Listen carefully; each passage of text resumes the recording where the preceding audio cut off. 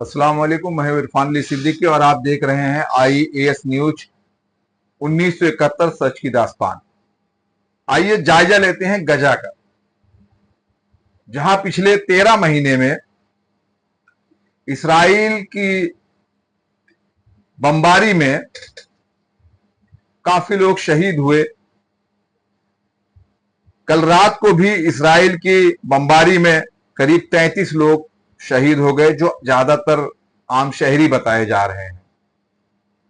इसके साथ ही करीब 12,000 इन 13 महीनों की बमबारी में करीब 12,000 स्कूली बच्चे और करीब 500 स्कूल और यूनिवर्सिटियां तबाह हो चुकी हैं।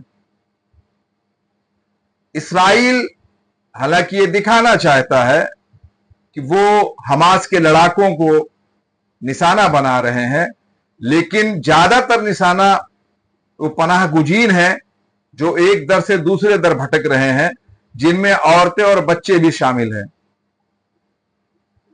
और चारों तरफ से गजा की नाकाबंदी कर रखी है और उस पर सितम जरीफी ये है कि यूनाइटेड नेशन की जो गजा के लिए एजेंसी थी UNRWA, उस पर पाबंदी लगा दी। इसराइल ने एक कानून बनाया कि UNRWA एजेंसी जो है वो 90 दिन में गजा से अपने कामकाज को समेट ले, और उस मुआहदे को खत्म कर रहे हैं जो मुआहदा 1967 में जंगबंदी के बाद आया था। UNRWA वो एजेंसी है जिसने फलस्तीनियों को मदद पहुंचाने में बहुत बड़ी भूमिका निभाई है। इसके अक़वाम मुत्तहिदा के जनरल सेक्रेटरी एंटोनियो गुतेरेस ने कहा कि इजराइल का ये ऐलान जो है बहुत ही खतरनाक है और इसको यूं ही नहीं लिया जाना चाहिए। और उसके तर्जमान स्टीफन डुजार्क के मुताबिक पेरिस में एक बयान में उन्होंने कहा कि एजेंसी गजा और फलस्तीन में बहुत बड़ी मदद की हामिल है, इसको रोका नहीं जाना चाहिए। साथ में तर्जमान ने यह भी कहा कि अगर गजा में इसको रोका गया और इससे जो नुकसान होगा उसका जिम्मेदार भी इसराइल होगा और फिर उसे ही फलस्तीनियों की मदद करनी पड़ेगी।